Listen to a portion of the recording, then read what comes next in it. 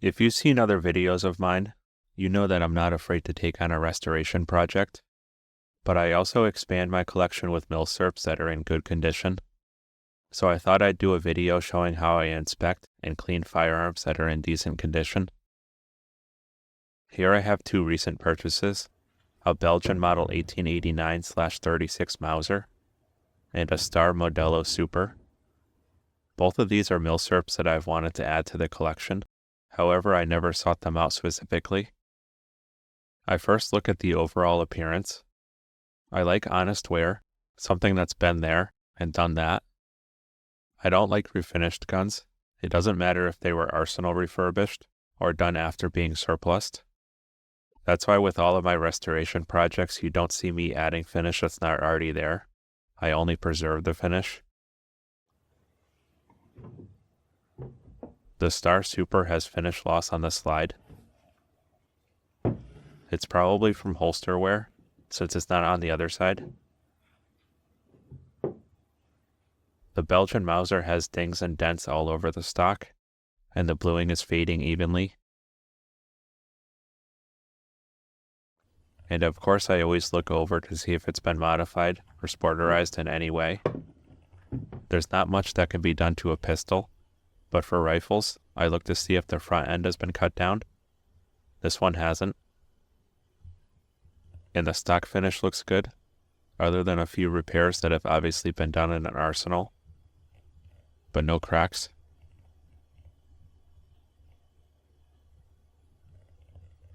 And on the other side,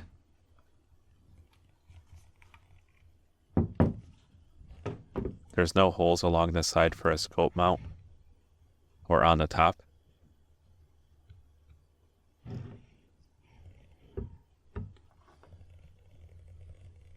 Next I can check the function, which means I can finally remove the zip tie on the Belgian.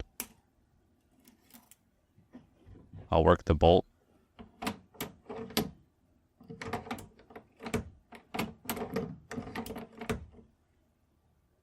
The safety blocks the trigger,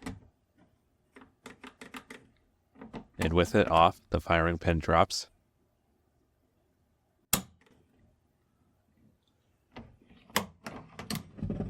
I'll check the magazine follower and the rear sight. Basically anything that moves, I'll check to see that it's working how it should. I'll repeat on the Star. The slide is smooth. The magazine comes out.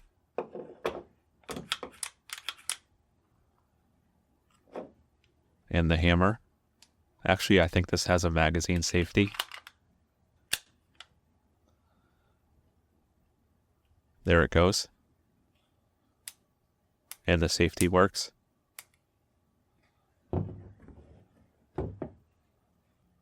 Next, I'll disassemble both, starting with the Mauser. I always take apart each gun that I have, since there could be issues that are hidden internally. Much more so on rifles than pistols.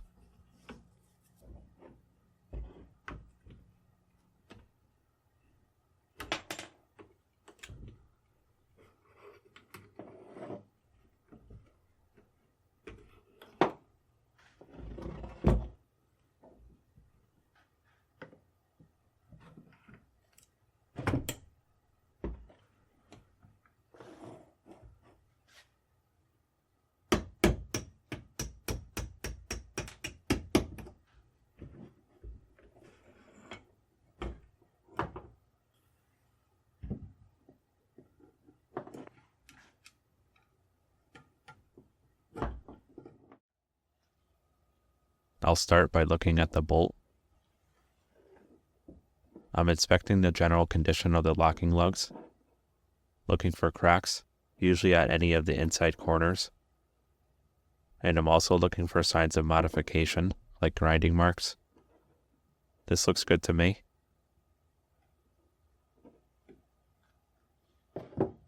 Next, I'll take a close look at the barreled action.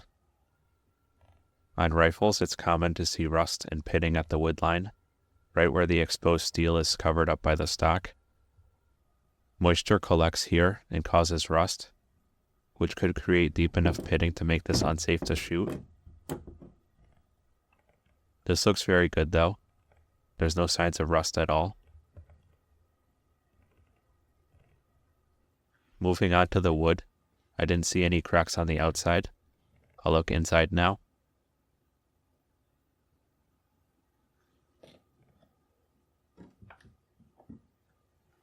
Since recoil is transferred from the action back to the shooter, any cracks would usually be on the rear of the inletting.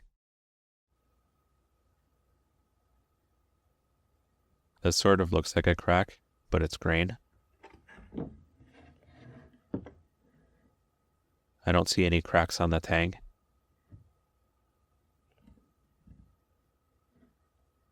And none around the cross bolt, which if present absorbs most of the recoil.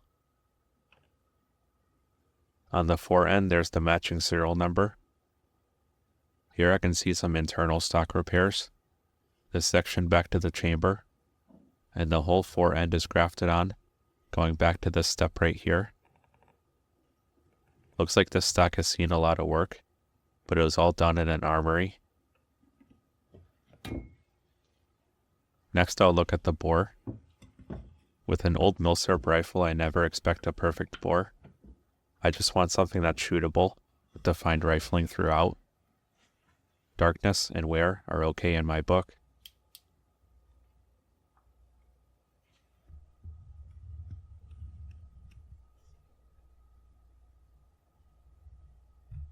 This one looks to be extremely dirty, which makes it hard to gauge the condition. I do see rifling though.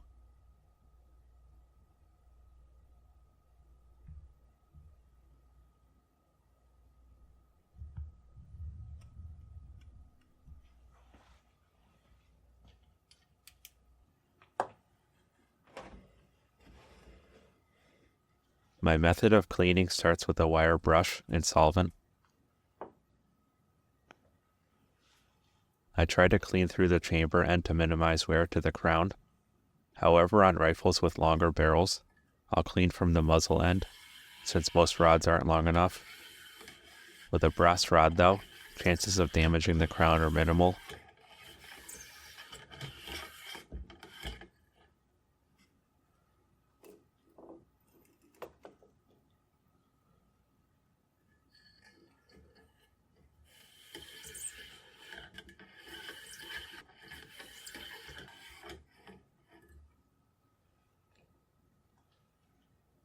I'll follow it up with patches, which start off dirty and hopefully get cleaner as I go.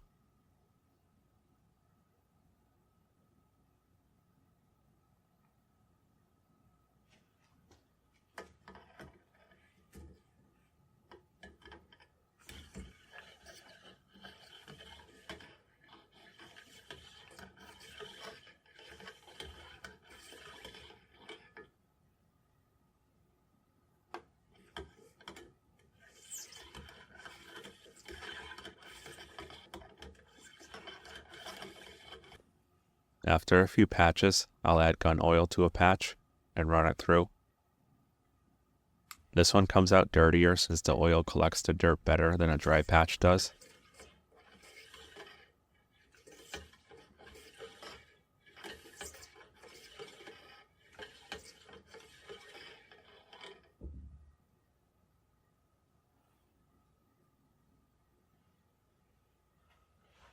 But let's see if there's any improvement.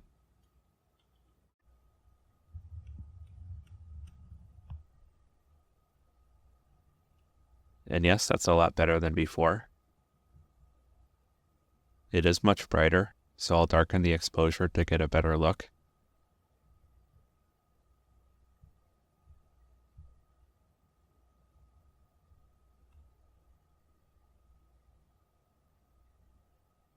It's not perfect though.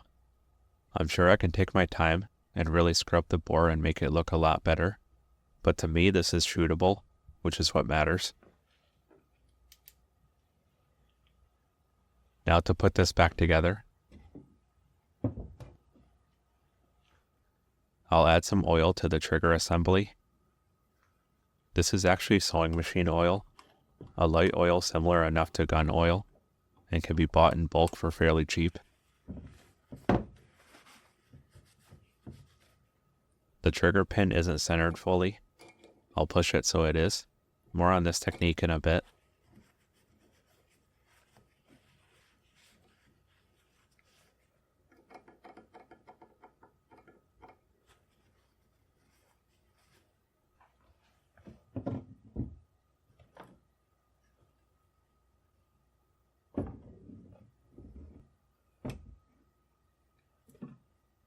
This tag can finally go.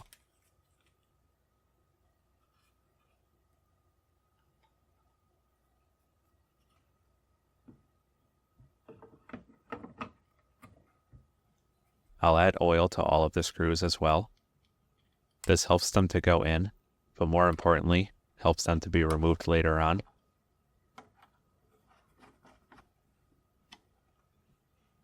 And of course I'm tightening these screws all the way. That's disregarding whatever position they end up in. Like here, where this locking screw can't be tightened. On the front end, I'll add the bands.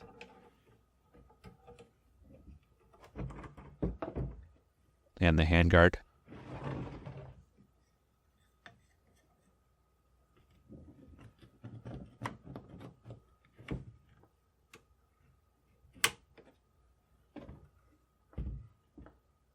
And again, more oil on the screws.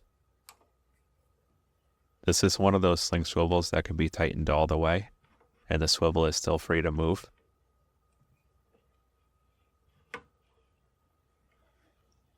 The bayonet lug slides onto the stock and is held on by a pin. I'm feeling if one end is mushroomed slightly. I don't want to force that end through the hole.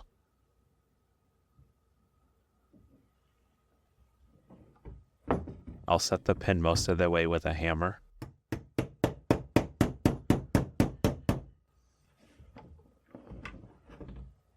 Then I like to use these smooth paste pliers wrenches to squeeze the pin the rest of the way. This provides a lot more control, and there's less risk of damage if a punch were to slide off the pin. The pin here needs to be perfectly flush since the front band slides over it. Then this part hinges over. The pin, actually a screw, is pointed so it will pull these two parts together. Oil will help it slide in there. And then with a few light taps, I'll seat it up until the threads.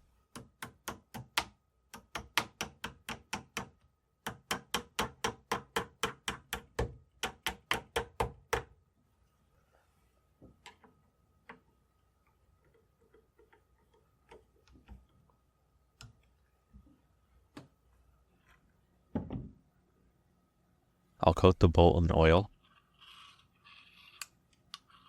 then wipe off the excess, and make sure it works as expected.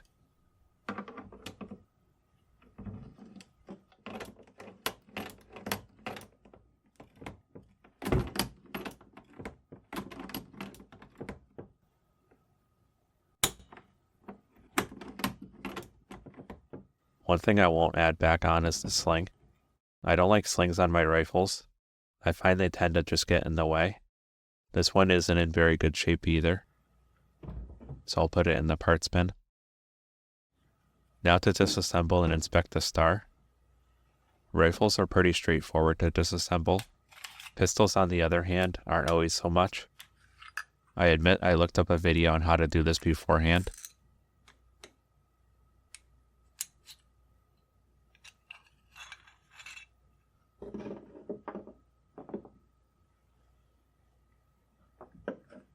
On the frame, I'm looking at the condition of the slide rails.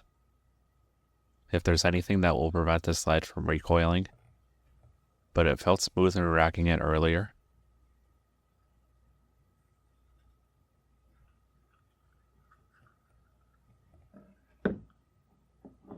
On the slide itself, there's the matching serial number. I'm looking at the locking surfaces, which are these rings ahead of the chamber, and also the rails here.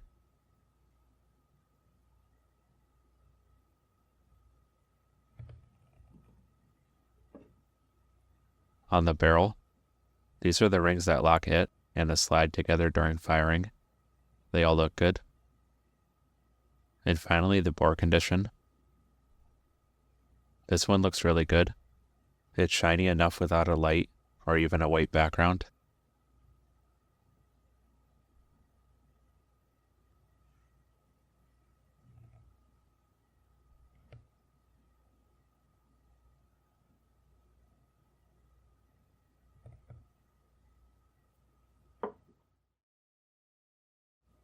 To reassemble, I'll put oil on a rag and then coat the outside of the barrel.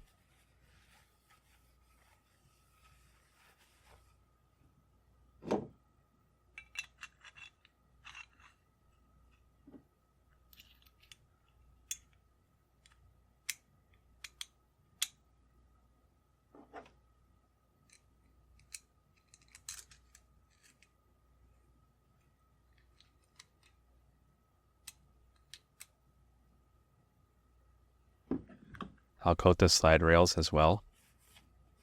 Again, not much is needed.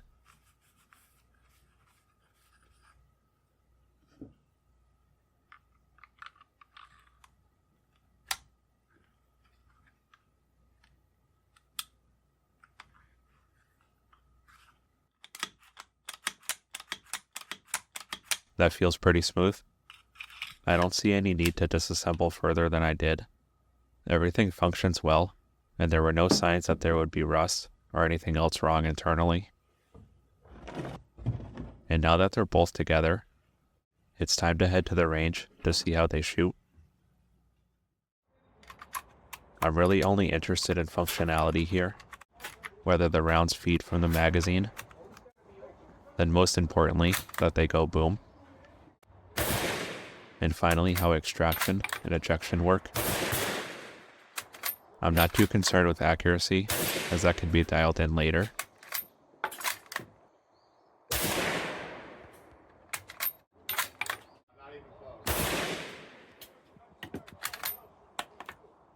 Now to test the Star. Thanks for watching.